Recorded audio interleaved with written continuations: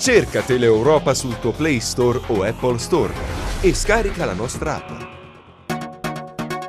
Agricoltura e innovazione, gli Oscar Green 2017 consegnati da Coldiretti a Catanzaro alle start-up innovative. Eccoli i gioielli della natura, l'idea della moda green conquista i mercati, i materiali di scarto rigenerati diventano protagonisti. Una collezione fatta interamente con i noccioli delle olive e quindi diciamo un gioiello ecosostenibile e un gioiello etico. È solo una delle start-up premiate a Catanzaro nell'ambito degli Oscar Green, l'iniziativa di Coldiretti giunta all'11ª edizione che valorizza giovani imprese e idee innovative in agricoltura.